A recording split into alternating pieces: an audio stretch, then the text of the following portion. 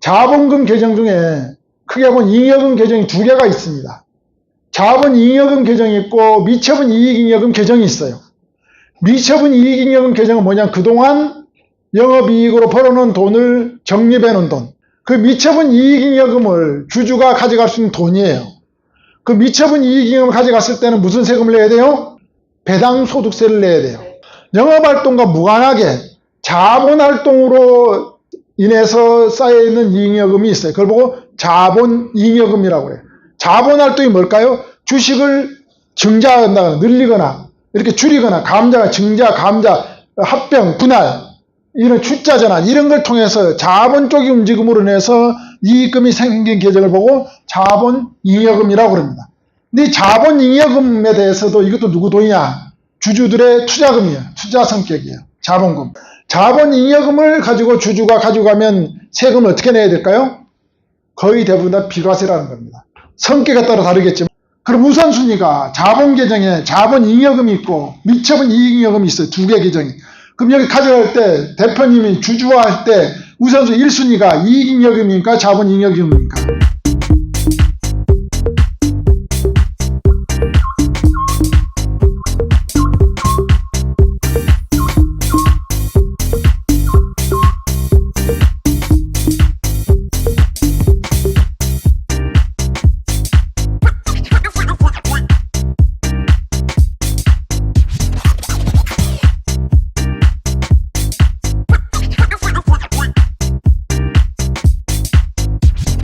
여기 보시면 또 재무상태표에서 파악해야 될 내용들이 뭐가 있냐 그러면 단기대여금을 한번 보시는 게 좋아요. 단기대여금. 단기대여금이 의미하는 바가 뭔가? 단기대여금이 의미하는 바가 뭡니까? 단기대여금을 뭡니까? 이게 쉽게 표현하면 가지급금입니다. 가지급금. 가지급금을 갖고 있으면 좋다 그래요? 나쁘다 그래요? 나쁘다 그러죠. 왜 나쁘다 그래요? 세금 측면에서 사장님 측면과 자녀 측면과 법인 측면에서 세무적으로 매우 불리해요. 여러 측면에서. 가지입금을 갖고 있으면 매우 안 좋습니다. 가지입금 사장님 측면에서는 뭐가 불리하냐? 사장님이 돈을 가져간 걸로 봐요. 사장님이 돈을 가져간 걸로 가서 20억을 가져간 걸로 봐서 사장님이 뭘 내줘야 돼요? 매년 이자를 내야 돼요. 이자. 그 4.6%만큼 이자에 대해서 이자가 납부되는 거 아니에요. 이자를 내지 않으면 4.6%만큼 소득이 있는 걸로 봐요. 그 소득세를 내야 돼요. 가지입금 있으면 사장님이 소득세를 낸다. 실질적으로 사용하지 않음에도 불구하고. 법인의 입장에서는 사장님은 4.6%만큼 이자가 들어온 걸로 봐요. 법인에서. 그럼 영업의 수입으로 입금 산입이 된 거죠. 그만큼. 그러니까 법인세가 올라갑니까? 떨어집니까? 올라가죠. 또 간단히 설명드리고 있습니다. 그러면 은행으로 돈을 빌려왔어요. 20억. 20억 이자가 나갔죠. 원래는 비용 처리해줘야 돼서 손익에서 빼줘야 되는데 가지입금에 해당되는 만큼은 인정을 안 해줍니다. 그래 그 법인세가 올라갑니까? 떨어집니까? 올라가죠. 이게 법인의 입장에서 가지입금이 있으면 이자 사장님으로 소득이 생긴 걸로 봐서 더 올라가고 은행으로 대출해준 게 있다면 비용 처리 안 해줘서 올라가고 그다음 자녀 입장에서는 자녀는 주식을 가져올 때 증여를 받을 때 주식 평가를 해야 되겠죠. 주식 평가를 할 때 손익에 지금 아버지와 은행의 이자를 인제하는 손익이 올라갔습니까? 떨어졌습니까? 올라갔잖아요. 그러면 주식평가 금액이 올라갔습니까? 떨어졌습니다. 실제보다도. 올라갔잖아요. 가지입금으로 인해서 올라갔죠. 세금을 많이 냅니까? 적게 냅니까? 많이 내잖아요. 그러니까 가지입금이 있으면 간단히 설명드리면 사장님은 소득세 부담이 많이 생기고 법인은 법인세 부담이 많이 생기고 자녀 입장에서는 입금 산입이 됐기 때문에 소득액이 올라갔기 때문에 주식평가금이 많이 올라가고 좋은 사람이 하나도 없어요. 근데 이걸 정상적으로 처리를 안 하는 경우도 많이 있다는 거죠. 정상 처리하면 뭐죠? 세무조사 타겟이 될 수 있어요. 이렇게 해서 법인세 추징해가지고 소득세 추징하고 그래서 가지입금 있으면 해결해야 된다. 이거는 이제 구체적인 거는 가지입금 강의에서 구체적인 이제 방법론을 말씀드리도록 하겠습니다. 이 기업은 가지입금이 대여금이 92억이 있어요. 이기에 대해서 대표님이 속으로 많은 관심을 갖고 있는 꼭지다. 그래서 이 부분에 대해서 어떻게 솔루션을 줄 건지에 대해서 이야기를 꺼내면 된다라고 보시면 되고요. 또 보셔야 될 게 단기차입금이 특수관계자 단기차입금은 아니겠어요. 부채 쪽에. 특수관계자 단기차입금은 뭡니까 이게? 여러분들이 알고 있는 가수금이에요. 가수금. 뭐 이런 말씀 많이 하시죠? 주주 1인당 자녀법인 설립해서 주주 1인당 얼마씩 가수금 넣어주면 무이자라고 그래요? 특정법인 설립해서 자녀법인에 가지금 넣어줄 수 있다고 그랬잖아요. 가수금 넣어줄 수 있다고 그랬잖아요. 주주 1인당 21억씩 무이자 넣어줄 수 있잖아요. 그죠? 21억씩, 그럼 주주가 2인이면 얼마? 50대 50이면 42억. 3명이면 얼마? 33%씩 갖고 있으면 60억 정도를 무이자로 넣어줄 수 있죠. 그걸 가지고 뭘 하라고 그래요? 자녀법인에서 자금을 운용하면 그 수익금은 다 누가 가져간다? 자녀법인에서 가져간다. 라는 게 핵심 내용이 가수금돼요. 그 가수금이 바로 요거예요. 단기 차입금으로 이렇게 기록되어 있어요. 그러면 이게는 누구 돈입니까? 이건 단기 차입금은. 넣어준 사람 돈이에요. 대표님 넣어줬으면 대표님 돈인 거고. 그래서 뭘로 표현해요? 특수관계자가 넣어준 그 돈이란. 이 돈은 언제든지 가져갈 수 있는 돈이다. 그 세금 없이 빌려준 거니까. 그래서 이런 게 있으면 왜 들어왔는지 확인을 하고 이 자금을 도로 현금화할 수 있다. 세금 없이. 이런 것도 이야기할 줄 알아요. 만일에 현금화, 회사 상황이 안 좋아서 현금화하기가 어려워. 그럼 어떻게 하면 될까? 이거 대출금을 갖고 있으면 부채비율이 높습니까? 낮습니까? 부채비율이 높잖아요. 신용등급이 안 좋잖아요. 대출금을 상환하는 게 좋잖아요. 대출금 이걸 상환해야 되잖아요. 상환하는 방법은 사장님 가지고 나가는 건데 못 가지고 나간다. 돈이 없으니 회사에. 그럼 어떻게 하면 될까? 이걸 자본으로 전환해 주면 돼요.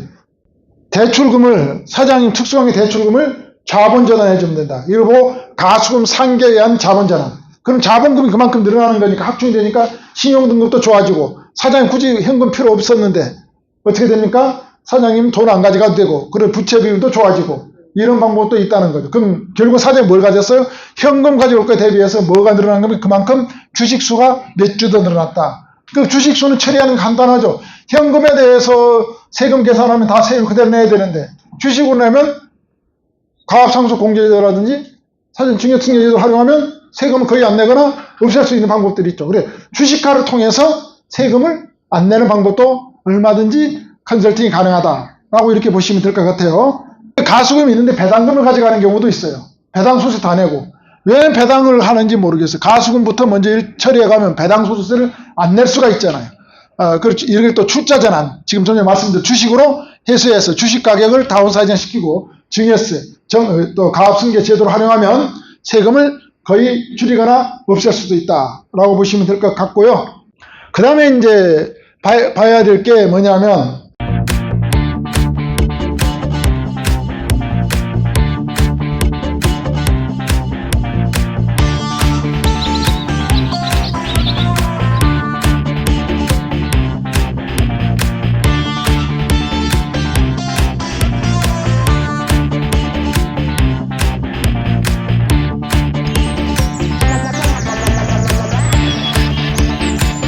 자본잉여금을 보셔야 돼. 자본잉여금. 자본잉여금이 뭡니까?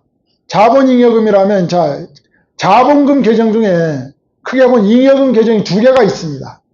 자본잉여금 계정이 있고 미처분 이익잉여금 계정이 있어요. 미처분 이익잉여금 계정은 뭐냐? 그동안 영업이익으로 벌어놓은 돈을 적립해 놓은 돈을 보고 미처분 이익잉여금. 이게 당기순이익을 매년 10억씩 났다. 업력이 10년 됐다. 배당을 안 했다. 그럼 미처분 이익잉여금이 얼마가 있는 거예요? 10억 곱하기 10년이니까 100억이 미처분 이익잉여금에 쌓여 있는 거예요. 그 미처분 이익잉여금을 주주가 가져갈 수 있는 돈이에요. 그 미처분 이익잉여금을 가져갔을 때는 무슨 세금을 내야 돼요? 배당소득세를 내야 돼요. 근데 배당소득세 너무 높다고 판단되기 때문에 배당을 안 하고 있는 거죠. 대표님들이. 또 잉여금 계정 중에 이게 이제 영업활동으로 발생된 이익금을 보고 이익잉여금이라고 그러고, 영업활동과 무관하게 자본활동으로 인해서 쌓여있는 잉여금이 있어요. 그걸 보고 자본잉여금이라고 그래요.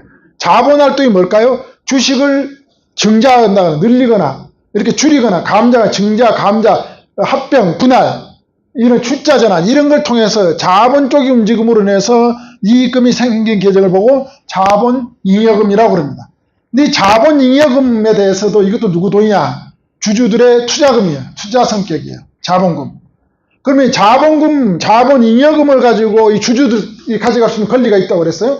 자본잉여금을 가지고 주주가 가져가면 세금을 어떻게 내야 될까요? 거의 대부분 다 비과세라는 겁니다. 성격에 따라 다르겠지만 특히 주식 발행 초과금 이런 걸로 인해서 만들어진 자본잉여금은 배당소득세를 내지 않는다는 거죠. 그럼 우선순위가 자본 계정에 자본잉여금이 있고 미처분 이익잉여금이 있어요. 두 개 계정이. 그럼 여기 가져갈 때 대표님이 주주화할 때 우선순위 1순위가 이익잉여금입니까? 자본잉여금입니까? 자본잉여금으로 개인화시키는 게 절세 전략이라는 거예요. 이걸 이제 여러분들이 이야기할 줄 알아요. 그런데 이게 이제 다 된 자본잉여금이 다 되는 건 아니다. 합병 차익이라는데 분할 차익으로 형성된 자본잉여금에 해당되지 않는다. 이걸 잘 원인이 뭔지를 잘 따져보고 해야 된다. 그래서 지금 상장법인 같은 경우는 자본잉여금이 엄청 많습니다. 상장하는 과정에서 투자를 받기 때문에 증자돼야 돼. 그런 과정에서 대개 보면 몇백억이 다 있어요. 그럼 이걸 가지고 이제 경우에 몇천억도 있어요. 배당을 꾸준히 하고 있잖아요. 그럼 이걸 가지고 배당을 해주면 비과세일까요? 과세일까요? 비과세라는 겁니다. 이렇게 해서 컨설팅을 상장법이 많이 해줍니다. 그러면 비과세라는 대주주 지분이 한 40% 돼요. 비과세. 그런데 대표님들이 저기도 비과세잖아. 그건 무서워서 못하면 안 되는 거. 자기들이 40% 가져가는 돈에 대해서 비과세는 해볼 만하잖아요. 그렇게 해서 합니다. 그리고 배당 절차. 근데 그것도 배당 절차 프로세스가 매우 중요해요. 그걸 잘하지 않으면 이익잉여금도 있고 자본잉여금도 이익잉여금이 선입선출이 배당된 걸로 봐서 자칫 잘못 손대면 과세될 가능성도 있으니까 할 때는 전문가하고 잘 해서 신중하게 잘 진행해야 된다. 라고 보시면 될 것 같고요. 이게 이제 자본잉여금. 여기 회사는 주식 발행 초에 자본잉여금이 3천억이 있어요. 3천억이 있는데 이 회사가 매년 배당을 200억 정도 했어요. 그래서 제가 가서 대표님한테 그랬어. 아니 200억 배당을 하면 배당 소득세 100억 넘게 내는데 왜 그렇게 하십니까? 그랬더니 그런 방법이 없잖아. 이게 있잖아요. 3,500억 가져간 비과세인데요. 3,500 원래 가지면 얼마 세금 내야 됩니까? 1,500억 세금 내야 되는 1,500억 세금 안 낼 수 있어요. 라고 이야기를 했어요. 사장님 깜짝 놀란 거예요. 이거 진짜 맞는 거야? 확인해 보겠다. 그 대신 이게 제가 아이디어 드린 거니까 저 겁니다. 라고 이야기를 먼저 한 거죠. 아이디어 도용당하면 안 됩니다. 말씀을. 하기는 맞거든요. 이거 배당으로 다 처리해주고 돈이 3천원 다 못 빼니까 지금 순차적으로 빼주고 있습니다. 그래서 뭐 전체 다 비과세를 가지고 있어요. 사장님이 저를 보면 좋아할까요? 싫어할까요? 매우 좋아하죠. 이게 뭐냐면 상태를 파악하면 답이 나온다라는 겁니다. 근데 이게 이제 법을 개정하겠다는 거예요. 상법 개정. 세법도 개정하고. 이게 이렇게 가져오는 것에 대해서 세금을 물리겠다고 지금 이제 하고 있어요. 왜냐하면 그동안 비상장법인 중심으로 이걸 했거든요. 저희 같은 컨설팅사를. 근데 저희 같은 사람이 상장법인까지 해버리니까 공시가 막 뜨잖아요. 이거 막, 이게 뭐지? 그러니까 막 이게 대다수 많은 사람이 이게 알게 되게 된 거예요. 그러니까 국세청에서 보고, 야, 세금 없이 법인 돈을 상장법인도 가져간 이거 법을 좀 바꿔야 될 것 같은데? 라고 해서 개정 세법에 대해서 논의를 하고 있습니다. 지금. 그래 어쩌면 내년부터서는 안 될 수도 있어요. 그런데 세법 개정을 한다 하더라도 상당히 이 부분에 대해서 과세하기는 어려울 것이다 라는 게 저희 소견입니다. 개정을 시도는 하겠지만 상당히 입법화까지 가서 세금을 걷어가기는 성격상 매우 어려운 이제 항목이다라고 보여집니다. 그래서 이걸 읽어내고 자본잉여금을 어떻게 하면 배당 절세 전략으로 가져갈 건지에 대해서 대표님하고 대화할 줄 알았는데 나중에 이건 또 어디서 제가 강의를 하냐면 법인자금 유동화 절세 전략할 때 이걸 좀 구체적으로 풀어서 되는 경우 안 되는 경우 풀어서 강의를 합니다. 또 여기 보시면 이제 배당을 잘 보셔야 돼요. 배당. 미처분 이익잉여금 배당을 막 이렇게 하고 있어요. 100억씩 하고 있어요. 200억. 배당을 이렇게 하는데 사장님은 100억 배당한다면 50억 세금 내고 있다는 거죠. 사장님 배당하면서 궁여지책으로 배당 필요성이 있는데 세금을 내고 있는 거죠. 그럼 여러분은 배당소득세를 낼 건지 배당소득세의 절반 정도 세금을 낼 건지에 대해서 이야기할 필요성이 있다는 거죠. 배당소득세는 지방세까지 하면 49.5%, 건강보험료까지 하면 거의 60%에 육박한다는 거죠. 이걸 낼 건지 경우에 따라서는 배당소득세가 없는 방법이 있고 내더라도 최소 내고 또는 25%만 내는 방법들이 있다는 거죠. 이걸 그럼 사장님 설명을 해주면 사장님 의사결정을 통해서 사장님이 원하는 바로 컨설팅이 일어나면 된다라고 보시면 될 것 같습니다. 그래서 이런 배당을 절세 전략에 대해서도 이건 뭐죠? 법인 자금을 개인화하는 유동화 절세 전략과 연동된 내용이다. 이 파트도 나중에 강의 그 첫 파트에서 한다. 그래서 뭐죠? 강의를 빠지면 손해다 라는 말씀을 드립니다. 자본금 개정을 좀 잘 보셔야 돼요. 자본금이 많아. 이 기업은 24학씩 있어요, 자본금이. 과거에 이제 회사를 창업할 때는 5천만 원이었어요. 5천만 원 했는데 회사를 계속 성장 발전시키려다 보니까 여러 요인에 의해서 자꾸 증자를 했겠죠? 그 지금 24학까지 왔단 말이에요. 지금 24학까지 오면 사장님 여쭤봐야 돼. 24학 자본금 가져가야 될 이유가 있냐고 물어봐야 되겠죠. 돌려주면 되잖아요. 주주한테 도로. 돌려줬을 때 세금이 있어요, 없어요? 세금이 없다는 거예요. 돌려줄 때 사장님이 돌려받는 게 유리한지 자녀가 돌려받는 게 유리한지 판단해야 되겠죠. 누가 돌려받는 게 유리할까요? 자녀가 돌려받는 게 유리해. 그럼 사장님 지금 100%야.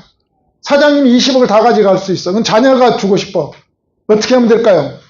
지금 주식 자녀가 없고 사장님 100이야. 20억을 빼가려고 해. 사장님 20억 가지고 자녀한테 한 5억 주고 싶어. 어떻게 하면 될까요? 자녀를 주주로 등재시키면 되죠. 세금 한 1억 정도 내면 자제가 주주로 되잖아요. 그 비율대 5억 정도 비율 되잖아요. 그럼 그 돈 자녀가 5억 받아가지고 증여세 1억 낼 거 저 내버리고 4억은 자녀가 주머니에 들어가는 거잖아요. 그러니까 사고가 유연해야 돼. 컨설팅이라 그러면 하나의 방향만 들여다보면 안 된다. 컨설팅이라는 거는 복합 예술이에요. 뭐 여러 가지 관점에 들여다봐서 하나의 이렇게 예술 상품으로 탄생하는 게 컨설팅인 겁니다. 그러니까 그 컨설팅이라면 외워서 하나를 가지고 A는 A, B는 B, C는 C 이런 컨설팅은 없다. A 플러스 B가 돼서 C 뿔이 나올 수도 있고 B 플러스 C가 나와서 A 마이너스도 나올 수 있는 게 컨설팅인 겁니다. 근데 그걸 할 때 어떻게 하면 실행 경험을 많이 있고 또 컨설팅 역량이 잘 갖추고 있고 법리 이해와 실무 사례를 잘 가지고 있는 사람들, 경험이 많은 사람들은 얼마든지 그걸 엮어낸다라고 이렇게 보시면 될 것 같습니다. 산업재산권, 여러분 특허권 영업을 하시는 분들이 있어요. 그러면 이 회사가 특허권이 있는지 없는지를 파악해야 되잖아요. 특허권이 있는지 없는지 뭘 보면 돼요? 재무사님 산업재산권을 보시면 돼요. 산업재산권을 보시면 산업재산권 19억이 있어요. 22억 있다 19억은 떨어졌어요. 이 회사는 22억을 평가받아서 이미 산업재산권에서 사장님이 특허권을 활용해서 개인화 작업을 했다는 겁니다. 없는데 그럼 뭐죠? 특허권을 활용해서 지식재산권, 지식재산을 활용해서 자본금을 늘릴 수도 있고 법인 자금을 어떻게 유동할 수 있는 방법도 있고 또 재무구조를 개선할 수 있는 방법도 있고 다양한 솔루션을 가져갈 수 있는 게 바로 무형자산, 산업재산권이다. 이것도 추후 뒤에서 강의를 합니다. 유형자산 중에 토지 건물이 있는 기업은 주의 깊게 보셔야 됩니다. 지금 주식평가를 할 때 이제 좀 바뀐 게 부동산 과다법인이라는 용어가 나옵니다. 이 자산에서 부동산이 차지하는 비율이 50%가 넘어가는 법인을 보고 부동산 과다법인이라고 그럽니다. 부동산 과다법인에 대해서는 이제 감정평가에 대한 사업에 따라서 감정평가를 합니다. 무슨 말이냐면 주식평가를 지금 해서 자녀에게 증여를 하잖아요. 주식평가를 할 때 부동산 지금 뭘로 평가하냐면요. 공시지가 또는 창목가격이 높은 거로 합니다. 공시지가로 평가를 해서 한 주당 가격이 20만 원을 평가해서 증여 작업을 했다 이죠. 근데 보니까 부동산 가다법인이 국세청에서 보니까 사후 검증하면서 보니까 부동산 가다법인 같은 경우에는 이걸 뭘로 간다고요? 공시가로 가는 게 아니라 감정으로 집권해 버립니다. 감정으로 하면은 주식가격이 20만 원이 아니라 30만 원, 40만 원 올라갈 수가 있어요. 그럼 세액 추징액이 어마어마하게 많이 돌아 나올 수 있다.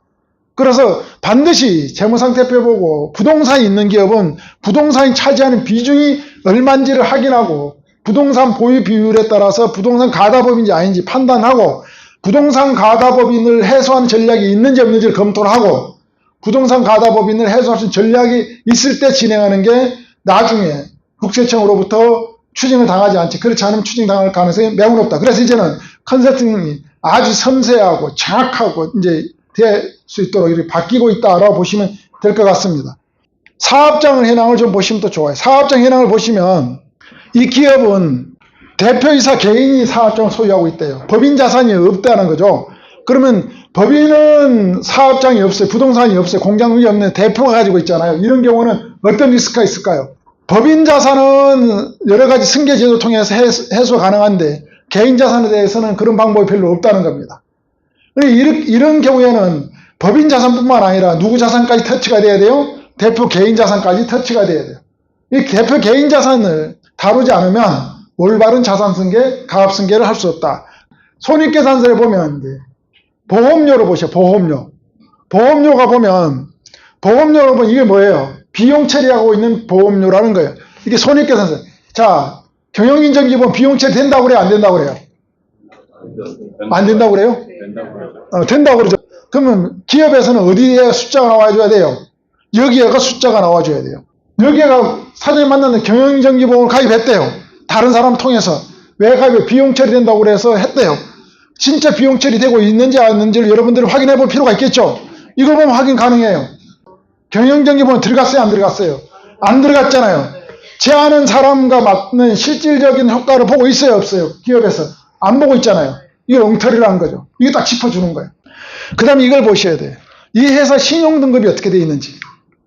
신용등급이 B 플러스 등급인지 A인지 보시고 B에서 A로 올려줄 수 있는 방법이 있다는 거예요. 그러면 신용등급이 올라가면 대신용도 올라가고 대출 관련해서 이자율도 좋아지니까 사장님은 창업기업인지 아닌지 벤처기업이 있는지 없는지 인증이 있는지 없는지 이노비지가 있는지 없는지 부설연구가 있는지 다 나온다는 거죠. 이걸 보고 나는 인증영업을 해봐야 되겠다. 그러면 이걸 확인하고 인증영업이 대상인 기업에 대해서 DM을 보내고 TL을 해야 된다는 거예요. 그다음 경상개발비. 경상개발비가 여긴 있어요 없어요? 바로 접대비에 경상개발비가 있어야 되거든요. 없죠. 기업부설연구소는 앞에 있었어요 이게. 있었는데 경상개발비가 없어요. 그럼 유명무실하게 운영되고 있다. 기업부설연구소는 있는데 실질적으로 비용 처리라든지 세금 혜택은 안 보고 있다. 왜 그럴까요? 연구소만 만들어줬지 실질적으로 세무적으로 경리적으로 어떻게 해야 되는지에 대해서 안내가 안 돼 있다. 여러분들이 이걸 안내해 줘야 돼요. 이렇게 해서 들어가야 된다. 라고 실질적인 대표님이 혜택을 볼 수 있도록. 그다음에 법인세를 체크해야 돼요. 법인세가 얼마를 내고 있는지. 그럼 법인세를 어떻게 하면 줄일 수 있는지에 대해서 여러분들이 어프로치해야 돼요. 그럼 법인세 줄일 수 있는 방법이 뭐가 있습니까?